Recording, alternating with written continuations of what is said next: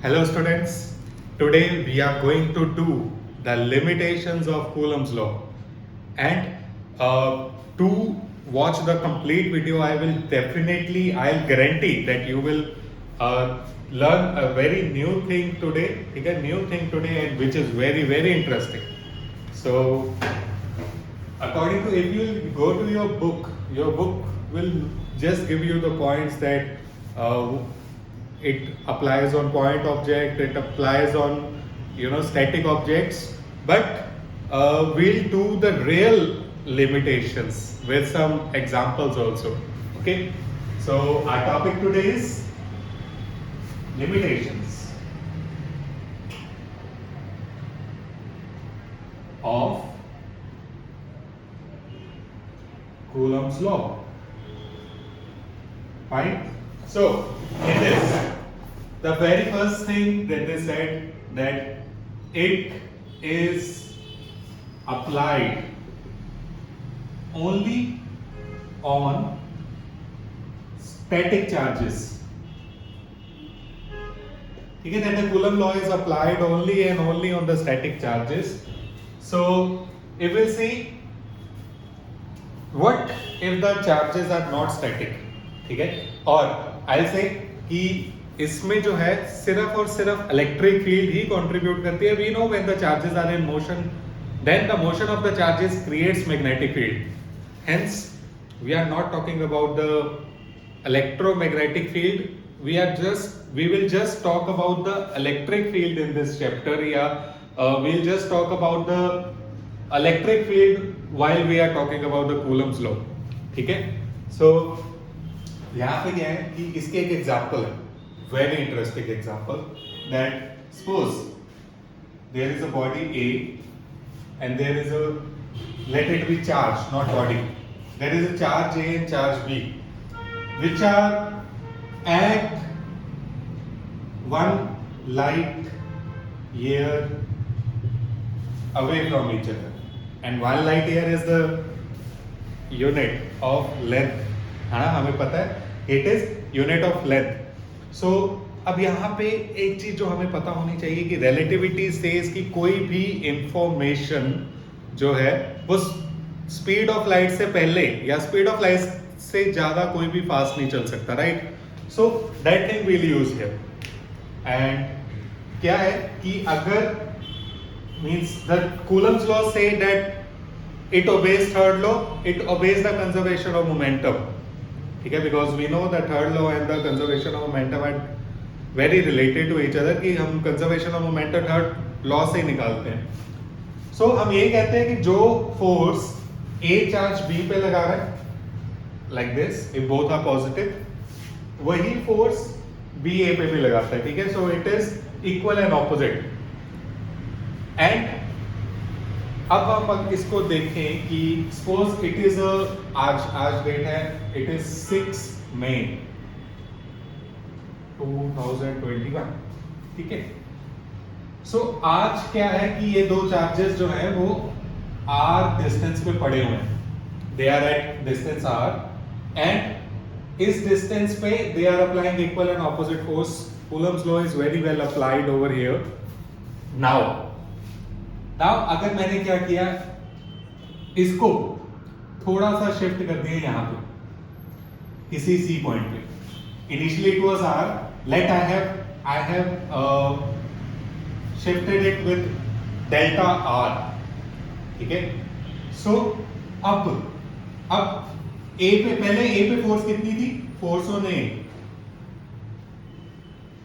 A was k 1/4 पे epsilon not. जो भी ये है, let it be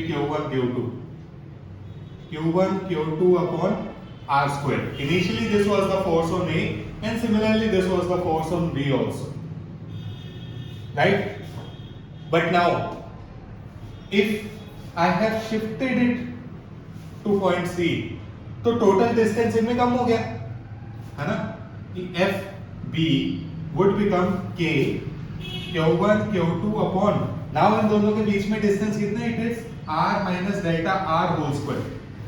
so this would be R FB and FA also. Okay, so if we moved this charge towards C, तो इसका distance कम हो गया, B पे इतनी फोर्स लग रही है, वेरी ऑब्वियस, ठीक है। अब since it obeys third law, तो यही फोर्स इस पे भी लगेगी, है ना, यही फोर्स इस पे भी लगनी चाहिए, क्योंकि इन दोनों में डिस्टेंस जो है वो r minus delta r है, but it is not so. 1 light year is the distance that a light travel in 1 year. So, and nothing goes beyond the speed of light. Hence, sorry. So, अगर हम यहाँ पे देखें कि जो ये यहाँ पे क्या है कि ये जो हमारी C पॉइंट से जो सिग्नल जा रहा है,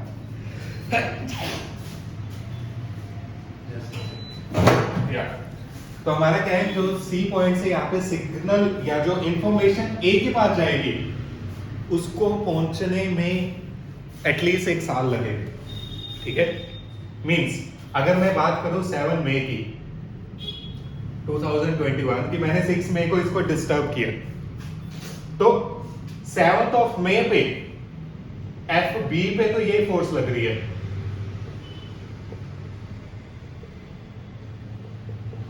बट 7th of May पे मई में क्या है, A पे ये फोर्स लग रही है अभी, क्योंकि the information has not yet travelled over here. इसको हमने डिस्टर्ब कर दिया, इसको पता ही नहीं है, और इसको 1 साल तक पता चलना भी नहीं है, ठीक है, क्योंकि इंफॉर्मेशन को B से A तक या C से A तक पहुंचने में 1 साल लगेगा। That means on 6th of May 2022 तब जाके इसको पता लगेगा कि हाँ ये चार्ज तो शिफ्ट हो गया, अब मुझे पे फोर्स कुछ और लगनी है ना। Hence, are they equal and opposite on May 7? No. Are they equal and opposite on May 10? No. Are they equal? Are these equal on December 2021? No. Hence, ये हमारा लॉ फेल हो गया, ठीक है। कब फेल हुआ, जब ये स्टैटिक में नहीं थे, ठीक, when the charges were not in when the charges were moving or they were not in rest, then हमारा लॉ फेल हो गया, ठीक है। Otherwise law, it is a law, it is obeyed, ठीक है, कि उस पर्टिकुलर अजम्पशंस में जो हमने ली थी उसमें लॉ बहुत अच्छा चल रहा है, बट जब हमने इसमें उस अजम्पशन के उल्टा कोई चेंज किया, then we found that the law fails, ठीक है, कि इस पे जो फोर्स लग रही है, इस पे जो फोर्स लग रही है वो सेम नहीं है, बट हमने इसको रेक्टिफाई किया, ठीक है। इसको रेक्टिफाई किया by using the electric field. Electric field क्या है कि हर चार्ज अपने अराउंड एक फील्ड प्रोड्यूस करता है, जिसके कारण वो अट्रैक्ट या रिपेल कर रहा है, ठीक है। इलेक्ट्रिक फील्ड के जब तुम वीडियो देखोगे तब it would be clear. So if this is a positive charge, इसके अराउंड क्या है कि ये कितनी फोर्स लगा रहा है अपने अराउंड, इस डिस्टेंस पे वो इलेक्ट्रिक फील्ड है, इस डिस्टेंस पे वो इलेक्ट्रिक फील्ड है, ठीक है। तो ऐसे फोर्स लगा रहा है, ऐसे फोर्स लगा रहा है, तो इलेक्ट्रिक फील्ड हमें क्या बताती है, कितनी फोर्स एक चार्ज लगा रहा है एक पर्टिकुलर डिस्टेंस पे और किस डायरेक्शन में, तो वो इलेक्ट्रिक फील्ड है। अब हम इस सिनेरियो को इलेक्ट्रिक फील्ड की नॉलेज से सही करेंगे। सो इसमें क्या है कि अगर हम देखें जो इस चार्ज की इलेक्ट्रिक फील्ड थी इस पूरे के अराउंड, तो उस इलेक्ट्रिक फील्ड में क्या हुआ कि अब ऐसे यहाँ पे इलेक्ट्रिक फील्ड है इस चार्ज के कारण, तो जब यहाँ पे चार्ज पड़ा हुआ था बी चार्ज, तो उस पे जो बी पॉइंट पे इलेक्ट्रिक फील्ड लग रही थी, जैसे मैंने कहा यहाँ पे इलेक्ट्रिक फील्ड कुछ और है, वहां पे कुछ और होगी, बिकॉज डिस्टेंस चेंज हो रहा है। तो यहाँ पे जो इलेक्ट्रिक फील्ड लग रही है उसके कारण जो है ये फोर्स आ रही है, ठीक है।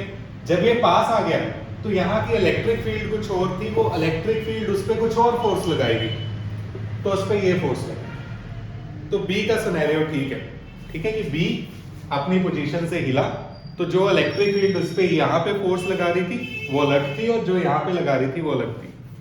अब ए पे आते हैं, बिकॉज पंगा तो ए पे है। अब जो इलेक्ट्रिक फील्ड बी लगाना था इसके ऊपर, हम क्या कहेंगे कि यहां तक इलेक्ट्रिक फील्ड जो है इनिशियली बी वाली ही है, सो वो इलेक्ट्रिक फील्ड इस पे फोर्स लगा रही है, और जब तक वो इलेक्ट्रिक फील्ड है तब तक वही फोर्स लगेगी, यही वाली।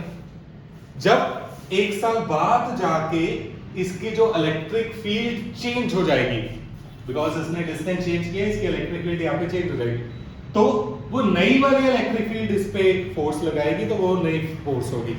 मींस अभी अगर इसको, इस चार्ज को मैं रिमूव कर दूं, ठीक है, अभी सोचू ही ना, तो एक कोई इलेक्ट्रिक फील्ड है जो इस पे फोर्स लगा रही है, वो इलेक्ट्रिक फील्ड पूरे साल के लिए सेम है, तो वो पूरे साल के लिए सेम ही फोर्स लगाएगी, ठीक है। सो इसलिए हमने इसमें इलेक्ट्रिक फील्ड का कंसेप्ट इंक्लूड किया, ताकि हमारे जो कैलकुलेशंस है वो सही रहे। ओके, सो हेंस हमने दो चीजें सीखी कि जो कूलम्ब्स लॉ है वो सिर्फ स्टैटिक चार्जेस के लिए ही ओबे है। अगर चार्जेस में रेस्ट, चार्जेस जो है वो रेस्ट में नहीं होंगे तो ये इतना सारा पंगा हो जाएगा, ठीक है। देन सेकंड थिंग कि हमने जो इसी से सीखी कि ये सिर्फ इलेक्ट्रिक फील्ड को कंट्रीब्यूट करेगी। When charges are in motion, तो motion of charges create magnetic field also. So change of electric field create magnetic field. तो वो change of magnetic field नहीं है और change of electric field नहीं है इसमें, तो magnetic field नहीं बन रही, ठीक है। तो इस चैप्टर में सिर्फ इलेक्ट्रिक फील्ड ही है, इस कूलम्ब्स लॉ के अकॉर्डिंगली सिर्फ इलेक्ट्रिक फील्ड ही है। Okay, so I am erasing it, we are moving to the next limitation of Coulomb's law. Okay, so the second limitation is कि it is applied on point subject only, point object या point charge only, ठीक है। कि हमारा ये जो concept है ये कूलम्ब्स वाला, ये सिर्फ पॉइंट चार्ज पे ही लगा सकते हैं। वाई? इसमें मुश्किल क्या आती है कि सपोज मेरे पास एक बड़ा चार्ज, ठीक है, एक मेटल बॉडी है, मेटल बॉडी के पूरे सरफेस पे चार्ज डिस्ट्रीब्यूटेड है over the whole body, the charge is distributed over there, ठीक है। तो if these are infinitely far apart, ठीक है, these are very away। अच्छा, इनफाइनाइट में थोड़ा सा बता दूं, इनफाइनाइट हम कैसे कहते हैं किसको है कि for example for an ant, that means जो कीड़ी है, उसके लिए यहां से may be I am in Punjab, so Punjab से मुंबई जाना उसके लिए इनफाइनाइट है, ठीक है। For me only going to Mars is infinite, I can't go. Anyhow, so for an astronaut, going to Mars or Moon could be a thing, ठीक है। Moon पे तो जा ही चुके हैं, मार्स पे जाना भी they can think of it. So if I talk about कि कैसे इनफाइनाइट क्या है, इनफाइनाइट डिपेंड्स, ठीक है, person to person, situation to situation. So the define of infinite is कि जब उस बॉडी का साइज, ऐसे पॉइंट ऑब्जेक्ट का भी क्या होता है, पॉइंट ऑब्जेक्ट भी डिपेंड करता है कि क्या है। कि अगर मैं कहूं earth is a point object, भाई इतनी बड़ी अर्थ है, उस पे हम सारे करोड़ों लोग रह रहे हैं, नो। वही सोलर सिस्टम के अकॉर्डिंगली अगर मैं देखूं तो we can consider the earth to be a point object, yes. अगर मैं यूनिवर्स के अकॉर्डिंगली देखूं तो अर्थ डेफिनेटली एक पॉइंट ऑब्जेक्ट है। हेंस सो पॉइंट ऑब्जेक्ट की डिफाइन क्या है कि when the size of the body is very very less than the distance of observation या distance between the two in this case, ये distance बहुत बड़ा है इनके साइज के अकॉर्डिंगली, तो मैं उसको पॉइंट ऑब्जेक्ट कंसीडर करूंगा, ठीक है। और इसमें पॉइंट ऑब्जेक्ट हमने लिया क्यों, बिकॉज हम क्या कहते हैं that F is equal to K Q1 Q2 by R square, where R is the let me use the point object only, where R is the distance between the two. ठीक है, अगर ये point object नहीं होंगे तो इनका centre of gravity ढूंढना पड़ेगा हमें, सेंटर ऑफ ग्रेविटी ढूंढ के फिर हमें करना पड़ेगा, ठीक है, कि इनके बीच का डिस्टेंस कौन सा है. सो अगेन ये चीज यहाँ पे अप्लाई नहीं होती, ठीक है, ये पॉइंट ऑब्जेक्ट्स में ही अप्लाइड है when the charges are at larger distance. एक वन ऑफ द डिफिकल्टी बता रहा हूं मैं कि one of the difficulty is centre of gravity. Now इसी का ही अगर मैं इनको पास ले आऊं, ठीक है, पास लेके आ रहा हूं, ये पॉइंट ऑब्जेक्ट नहीं रहेंगे. अभी तो ये पॉइंट ऑब्जेक्ट है. इफ आई सपोज कि ये डिस्टेंस बहुत बड़ा, तो क्या होगा जब ये पूरी मेटल बॉडी दोनों एक दूसरे के पास आ जाएंगे तो there will be redistribution of the charge. ये सारा पॉजिटिव चार्ज पीछे चला जाएगा because of repulsion, right. Hence redistribution होगी, हमारा लॉ खत्म हो गया. अब इन दिस केस इसका सेंटर ऑफ मास यहाँ कहीं होगा, इसका सेंटर ऑफ मास यहाँ कहीं होगा. मतलब सेंटर ऑफ मास मैं कहूं कैसे उसका, ठीक है, सेंटर ऑफ मास में कहूंगा कि उस बॉडी का सेंटर ऑफ मास तो यही है. चार्ज का सेंटर ऑफ मास कैसे निकाल सकते हैं हम, है ना, कि चार्ज जो है वो उधर उधर चला गया. अब मैं उन दोनों के बीच का डिस्टेंस कैसे निकालूं. ये नीचे वाला जो आर स्क्वायर होता है वो किसको कहूं मैं, राइट.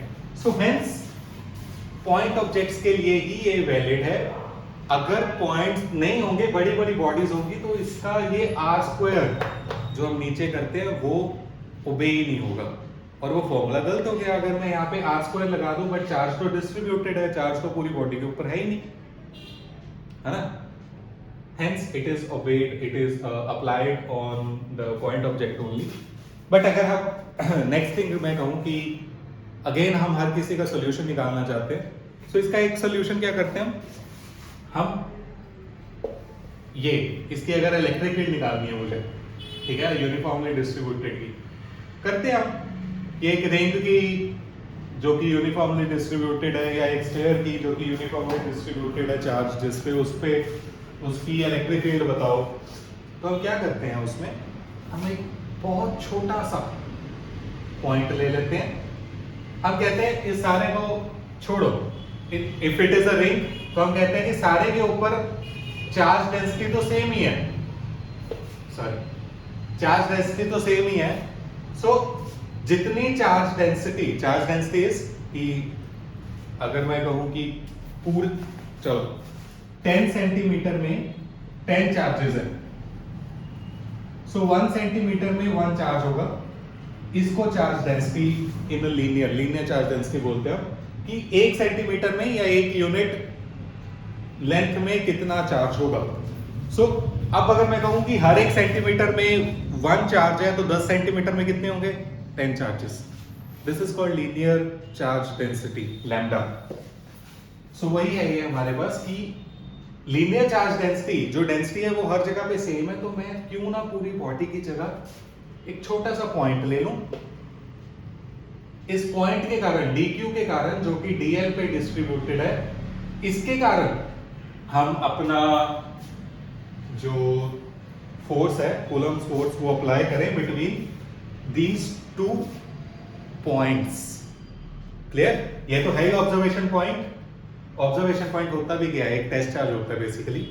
सो ऑब्जर्वेशन पॉइंट और ये हमने पॉइंट चार्ज लेट कर लिया, ठीक है. हेंस इसको भी हम ओवरकम कर सकते हैं, बट है ये लिमिटेशन, ठीक है. ओके, थर्ड लिमिटेशन इज की इनकी रेंज. वैसे तो रेंज है इसकी, range is 10⁻⁻15 metre to infinite. मतलब डिस्टेंस 10⁻⁻15 से कम नहीं होना चाहिए. उस पे फिर न्यूक्लियर फोर्स अप्लाई होनी शुरू हो जाती है, स्ट्रॉन्ग न्यूक्लियर फोर्स, उसमें ये ओबे नहीं, है ना. Then for you know imaginary shape इसको डिफिकल्टी होती है फाइंड करने में.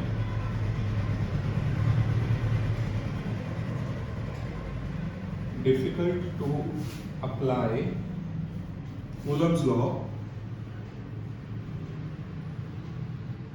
in arbitrary. So let it.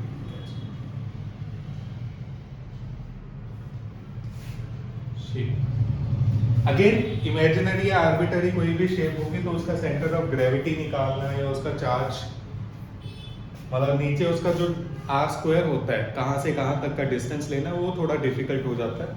So these are the limitations of Coulomb's law.